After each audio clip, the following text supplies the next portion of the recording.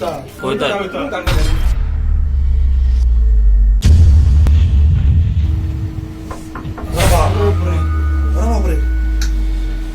19 वार.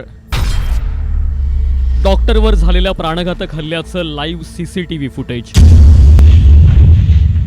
नाशकातील खळबळजनक घटना.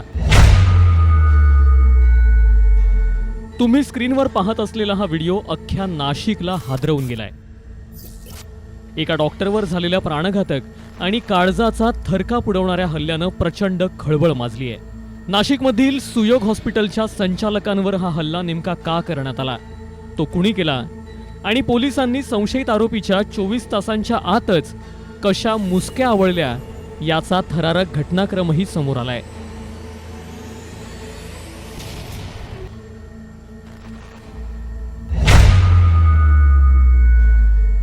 हे सीसीटीव्ही फुटेज नीट पहा.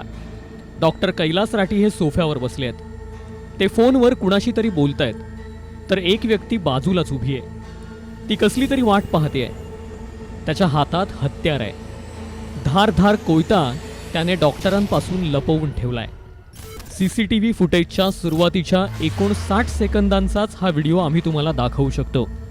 या 59 सेकंदांनंतर जे घडलं ती दृश्य प्रचंड विचलित करणारी आहेत. सीसीटीव्हीत दिसत असणाऱ्या याच व्यक्तीनं डॉक्टर कैलास राठी यांच्यावर सपासप घाव घातले. 1-2 नाही तर तब्बल 19 वेळा डॉक्टरांवर तीक्ष्ण हत्यारानं जबर वार केले. हा हल्ला इतका भयंकर आणि अनपेक्षित होता की डॉक्टर राठी यांना स्वतःचा बचाव करण्यासाठी साधी संधीही मिळाली नाही. पहिल्याच घावात ते रक्तबंबाळ झाले. तरीही हल्लेखोरानं सैतानाप्रमाणे तब्बल 19 वेळा डॉक्टर कैलास राठी यांच्यावर सपासप वार करणं सुरूच ठेवलं होतं आणि नंतर हा हल्लेखोर फरार झाला. पण हा हल्ला नेमका का करण्यात आला, तो कुणी केला आणि या हल्लेखोरापर्यंत पोलीस कसे पोहोचले याचाही खुलासा पोलिसांनी केलाय.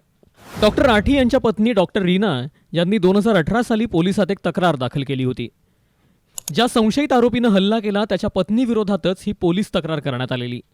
हल्लेखोराची पत्नी राठींच्या रुग्णालयात अकाउंटंट म्हणून कामाला होती. हिशोबात 5 ते 6 लाखांची तफावत आढळल्यानं तिला कामावरून काढून टाकण्यात आलं होतं. दरम्यान 4 वर्षांनी तिने पुन्हा डॉक्टर राठींची भेट घेतली. कामावर पुन्हा येण्याची विनंती केली. तेव्हा राठींच्या जमिनीशी निगडीत कामाची जबाबदारी तिच्याकडे देण्यात आली. यावेळी तिने कामाच्या नावाखाली 18 लाख रुपये घेतल्याची माहिती सकाळ वृत्तपत्रानं दिली आहे.